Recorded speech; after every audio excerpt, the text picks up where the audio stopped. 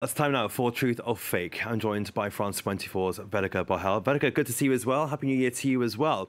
Today, you've been looking into our top story, Brazil, and some of the top internet content circulating since Congress was stormed. What have you found? Yes, with everything that has taken place in Brazil since Sunday, I found that electronic voting machines are really one of the elements at the heart of this story. Now, I'm going to show you a video that has been circulating quite heavily on Brazilian and pro-Bolsonaro social media. So let's take a look.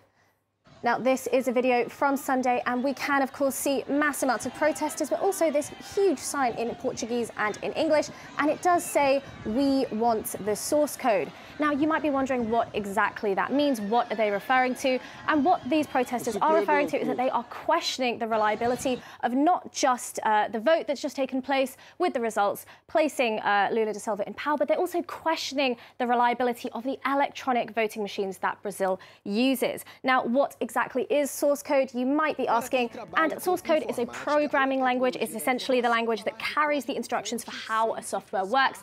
It's basically the command lines that build the program, essentially. And Brazil electoral authorities themselves are the ones who actually write the source code. Now, the country has, they did launch electronic voting in 1996, but it's really since 2000 that all Brazilian elections have been fully electronic, with, of course, the electoral authorities setting the source code. Now, in order to manage this and make sure that it's done not only efficiently, but also regulated, there is a regulatory body to operate this, and this is run by the Superior Electoral Court, which in Portuguese abbreviates to the TSE. And now, to keep things fair in this country that does have a tendency to be massively influenced by misinformation, the TSE ensures that the source code is inspected by not just one particular body, but actually a multitude of different actors there. So the source code is inspected not just by universities and political parties, but also the federal police, federal prosecutors, and even the armed forces. And this inspection is mandatory. So in previous elections, the source codes were available for inspection 6 months before the election took place. But actually, this time, for the election that just passed in October 2022, the court granted access to the codes 1 year before, which means these source codes have been available for inspection since October 2021. So whilst we might be seeing protesters saying we want the source codes, yes, they weren't available and they aren't available to the actual public, considering it's a programming language, but they have been available for inspection.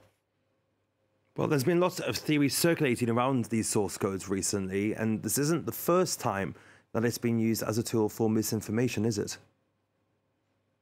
No, it's not the first time. In fact, former President Jair Bolsonaro has been one of the loudest voices involved. He himself has claimed that the election is dubious and that the process is dubious ever since his own win in 2018, where he claimed that electronic voting fraud was, that it robbed him of an outright victory. So here we have actually another video. This is, again, another video from Sunday. It's just a different angle there, but we can see the same sign and potentially the same protesters.